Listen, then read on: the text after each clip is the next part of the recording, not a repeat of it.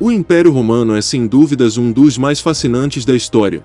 É até hoje lembrado como um dos maiores formadores da cultura ocidental, e contava com os guerreiros que, para muitos, formavam o exército mais forte da antiguidade.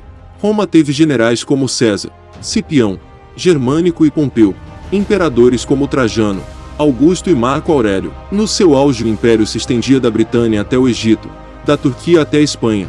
Era sem dúvidas um vasto império. Uma dúvida que muita gente tem é: por que de o império ter se dividido em ocidental e oriental? Bom, hoje vamos responder essa questão. Antes de começar, eu gostaria de pedir que você deixe seu like, se inscreva se não for inscrito, e siga a gente no Instagram. Está aqui na descrição ou no primeiro comentário fixado. E não se esqueça de dar uma conferida nos livros. Tenha um bom vídeo. Quando o Império Romano ainda tinha apenas um imperador, o controle das províncias e ordens para as regiões afastadas de Roma era muito demorada, mesmo com a avançada rota logística do Império Romano pela época. Quando estourava alguma rebelião nas fronteiras distantes, como é o caso da Britânia ou Síria, demorava para o imperador saber e mandar suas ordens. Muitas vezes o general ou governador da região deveria resolver tudo sozinho sem um comando direto de César. A parte oriental do império era muito mais povoada e rica do que a parte ocidental. Muitas vezes as riquezas do Oriente eram levadas para sustentar províncias no Ocidente. Roma tinha os germânicos como os maiores rivais no Ocidente, e os persas sassânidas no Oriente.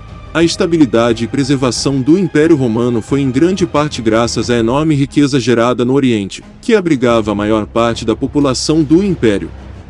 No entanto, este sistema entrou em colapso no século III com a ascensão do Império Persa Sassânida. Ao contrário de seus predecessores partas, os sassânidas tinham uma política externa muito mais agressiva contra os romanos. Então começou um conflito com o Império Romano em uma tentativa de conquistar a Síria, Palestina, Egito e Anatólia, para restaurar o Império da Pérsia em sua máxima extensão sob os Aquemênidas. Após a tumultuada crise de 50 anos do século III, os romanos finalmente aceitaram que não era possível para o Oriente Grego usar sua riqueza para simultaneamente se defender e sustentar o Ocidente.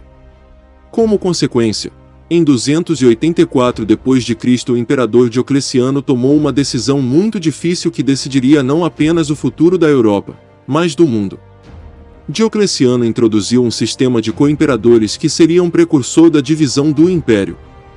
A divisão do império foi posteriormente definida pelo imperador Constantino, que transferiu a capital para Constantinopla, e foi dividida para sempre por Teodósio II em 395. A realocação da capital para Constantinopla, que estava estrategicamente situada no Bósforo, garantiu que ela pudesse ser abastecida pelo mar em caso de cerco, e a construção das muralhas de Teodósio provou ser impenetrável a qualquer cerco bárbaro. Isso, juntamente com a divisão do império, prolongou a expectativa de vida do Império Romano do Oriente em mais de 1000 anos. Como eu já disse em outro vídeo, após Roma parar de se expandir, eles mudaram sua estratégia para a defesa, e queriam apenas preservar as fronteiras do império.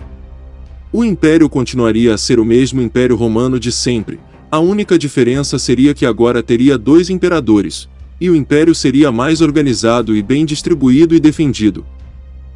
Em Constantinopla seria mais fácil comandar as guerras do Oriente. Se hoje mesmo com a internet é difícil comandar um país, imagina na época de Roma. A distância do Egito Romano até a Britânia era como ir do Alasca até o sul dos Estados Unidos. Para se ter uma ideia, a divisão ficou melhor para se defender nas guerras. Apesar do Ocidente cair para os germânicos, o Oriente resistiu às invasões persas e dos hunos, aos árabes e vários outros povos, até a queda de Constantinopla em 1453. Roma como centro deste vasto império já era ineficaz, por ficar muito no centro. Ficava difícil para o imperador comandar. Por isso a capital foi para Ravenna e Constantinopla. É incrível como o Império Romano, apesar de tantos inimigos e brigas internas, se manteve por tantos anos. Isso só mostra o poder desse império. A resposta de toda a questão do vídeo é a logística, e a diferença da população e riqueza do Ocidente e Oriente. Após a queda do Império do Ocidente, um homem chamado Justiniano tentaria reconquistar de volta todo o território romano.